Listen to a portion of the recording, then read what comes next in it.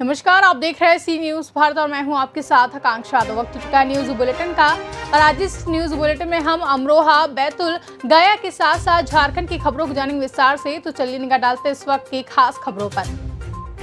अमरोहा जनपद में कॉल अवशेष उठाने के लिए बच गया पालिका की गाड़ी का हुटर।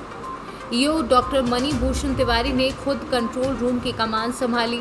ईद उल अजहा पर पालिका प्रशासन की व्यवस्थाओं की सराहना हुई।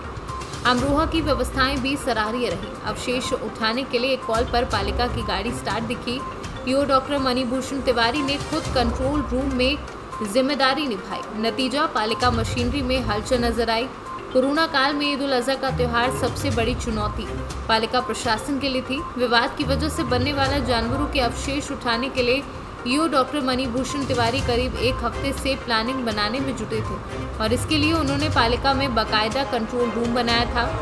सख्त रवैया अपनाकर पालिका अधिकारियों व कर्मचारियों की जिम्मेदारी भी तय की, जिसका असर बुधवार को शहर में नजर आया। कंट्रोल रूम में बस एक कॉल पर पालिका की गाड़ी ने मौके पर पहुंचकर अवशेष उठाए और सफाई व्यवस्था भी बीते साल के मुकाबले असरदार दिखी। देर शाम तक ईओ डॉक्टर मणि भूषण तिवारी खुद कंट्रोल रूम में डटे रहे और इसी वजह से पालिका कर्मी एक्शन मोड में दिखे। शहर में पूरे तरीके से टीम लगा के समस्त जो भी कुर्बानी के अवशेष थे, जो भी उनके पूरी तरह से निस्तारण कराया। निस्तारण कराने के साथ साथ उन स्थानों पर और उन नालियों पर जहाँ पे भी यह अवशेष थे उन पर ब्लीचिंग पाउडर, गमकसीन के साथ साथ सबको डाल के सबका एक तरह से कहा जाए कि उनको पूरी तरह से हम लोग कीटाणु रोधक डाल के ठीक कर दिया है, ताकि वहाँ कोई दिक्कत ना हो और आवाजाही में कोई परेशानी ना हो लोगों को। साथ ही साथ शहरवासियों को निर्बाध पेयजल आपूर्ति के लिए भी लगातार हमारे ट्यूबवेल पे कार्य करते रहे कर्मचारी। पानी निर्बाध रूप से मिलती रही। कंट्रोल रूम में लगातार हम लोग बैठे रहे। कंट्रोल रूम में भी ज़्यादातर कोई शिकायतें नहीं मिली हम लोगों की कि यहाँ गंदगी है, यहाँ अभी पानी हुआ है। इसलिए आज पूरी तरीके से हम लोग ईद उल अजहा पर शहरवासियों को स्वच्छता के संबंध में यह संदेश दिए कि मुस्तैद थी काम करने के लिए, कोई दिक्कत नहीं है। बाकी अमरोहा वासियों को क्या संदेश देना चाहते हैं? दूसरी भूगर्भ जल की समस्या को लेकर है कि भूगर्भ जल की जल स्तर को ठीक करने के लिए पूरे शहरवासियों से यह है कि कैच द रेन जो प्रोग्राम चल रहा है सरकार के, उसमें पूरी तरह से अपनी सहभागिता दिखाए। घर में और घर के छत के ऊपर रेन वाटर हार्वेस्टिंग बनाए। तेज जो वर्षा की बूंदें उसको सुरक्षित रखा जाए ताकि भूगर्भ जल को सुरक्षित रखा जा सके। साथ ही साथ नगर पालिका स्तर से भी हम लोग अपने जो इंडिया मार्ट के नल है वहाँ पे चारों तरफ से सोक पिट बनवा रहे हैं। साथ ही साथ हम अपने कार्यालय के ऊपर रेन वाटर हार्वेस्टिंग की भी स्थापना कर रहे हैं ताकि जल ही कल है और इसके लिए हम लोग जल के बचाव के लिए पूरी तरह से मुहिम करते हुए लगातार मैसेज भी कर रहे हैं। अमरोहा से सी न्यूज़ संवाददाता गौरव श्रीमाली की रिपोर्ट। बैतूल क्षेत्र में आज सुबह से ही हो रही तेज बारिश से रेलवे का परसौदा अंडरब्रिज पानी से भर गया है।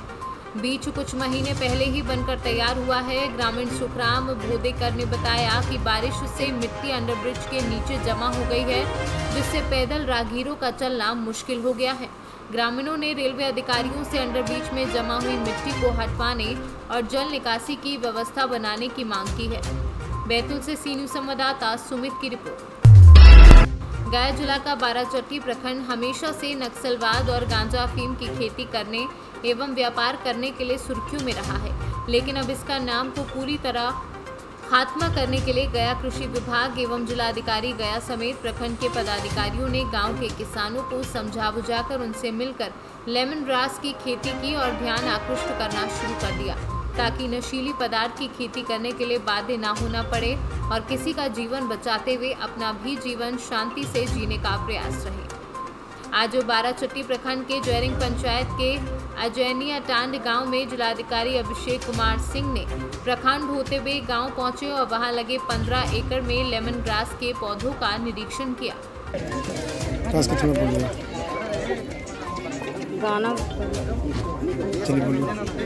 15 एकड़ में आप जमीन जो दी है, 15 एकड़ में लेमन टी ग्रास लगाया गया है, किस उद्देश्य से आप जमीन?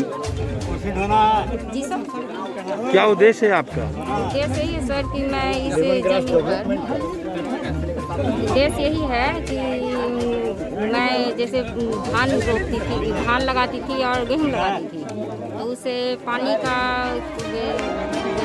हर वर्ष उसको लगाना पड़ता था कि लेमन ग्रास से ये बेनिफिट है कि एक बार इसको मैं रोपाई करूँगी और उससे मैंने हर साल 5 साल तक हमको बेनिफिट होते रहेगा। अचानक आपका सोच कैसे बदला कि हम इस 15 एकड़ ज़मीन में लेमन टी ग्रास लगाएं? भैया लोग आए हैं और हमको बताएं तो मुझे समझ में आया, मुझे अच्छा लगा, तो मैं अपने खेत में इसको लगा लूँ। क्या प्रॉफिट मिलेगा आपको? ये प्रॉफिट ये मिलेगा कि मैं एक बार इसको लगाई हूँ। धान को हर साल लगाना पड़ता था, हर साल, और उसको बाजार रेट में 15 से 16 रुपया प्रति किलो बिकता था।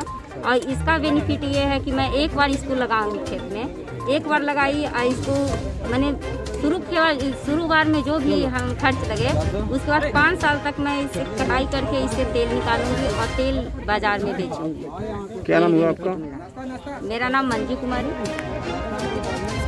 गांव अंजनिया टार, प्रखंड बाड़ा। लेमन ग्रास की खेती है, ये खासकर उन क्षेत्रों के लिए ज़्यादा लाभकर है जहाँ पर साल भर हम लोग पूरे साल भर खेती नहीं कर सकते हैं, या तो एक फसल है या पड़ती रहती है ज़मीन, पानी कम वहाँ पे रुकता है और अन्य फसलों को हम नहीं करा पाते हैं। साथ ही में इसमें लाभ ये भी है कि 1 वर्ष लगाने के बाद कम से कम हम लोग उसको 5 वर्ष तक इसका हमको लाभ मिलता है, लगातार पैदावार होती रहती है। और सबसे महत्वपूर्ण चीज़ है क्योंकि लेमन ग्रास से तेल फाइनल प्रोडक्ट होता है, यहाँ पर डिस्टिलेशन प्लांट भी लगाया जाएगा, जिसके माध्यम से जो हमारे कृषक बंधु हैं जो उन्होंने उसमें पार्टिसिपेट किया है उनको फाइनल प्रोडक्ट तेल भी मिलेगा, जिसको सीधे मार्केट में बेच सकते हैं। मुझे जो बताया गया है उसमें इस लेमन ग्रास से प्रति एकड़ 50 से 60 हज़ार रुपये कम से कम प्रत्येक साल ये कम से कम इसको सारा जो कॉस्ट हटा के मिल सकता है। और मैं चाहूँगा गया कि सभी कृषक बंधुओं से कि जिनके पास भी इस तरह का खेत है जहाँ पर साल भर खेती नहीं कर पाते हैं या फिर अपलैंड है, नीचे पे है, वो सभी प्रोत्साहित होकर लेमन ग्रास लगाएं। प्रशासन की तरफ से, सरकार की तरफ से, विभाग की तरफ से जो भी हम लोग सहयोग कर सकते हैं हम लोग करेंगे। फिलहाल हम लोग विशेष केंद्रीय सहायता योजना से कर रहे हैं। भविष्य में अगर उनके द्वारा इनपुट कॉस्ट भी तैयार होते हैं लेने के लिए तो हम लोग उनमें जो भी उनका ओरिएंटेशन करना है जो भी। गया से सी न्यूज़ संवाददाता अशोक शर्मा की रिपोर्ट। बालूमाथ थाना क्षेत्र के मारंग लोहिया ग्राम के नहर टोला में जंगली हाथियों के झुंड ने किसान के घर और मोटरसाइकिल को पूरी तरह से क्षतिग्रस्त कर दिया। जानकारी के मुताबिक बीते दिन जंगली हाथियों के झुंड ने नहर टोला पहुंचकर जीतू राव, लक्ष्मण प्रसाद, शिवनारायण महतो, शंभू महतो, उपेंद्र कुशवाहा, सुखदेव भगत का घर क्षतिग्रस्त कर दिया।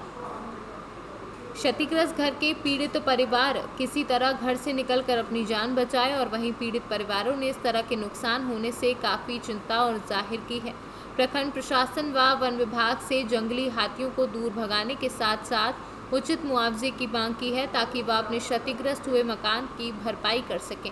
वहीं भाजपा के मंडल अध्यक्ष लक्ष्मण कुशवाहा और जिला एससी मोर्चा के उपाध्यक्ष अमित कुमार ने भी प्रखंड प्रशासन और वन विभाग से पीड़ित परिवारों को मदद दिलाने का भरोसा दिलाया है। झारखंड से सी न्यूज़ संवाददाता मोहम्मद अरबाज की रिपोर्ट। फिलहाल के लिए न्यूज़ बुलेटिन में बस इतना ही। देश और दुनिया की तमाम बड़ी खबरों के लिए देखते रहें सी न्यूज़ भारत।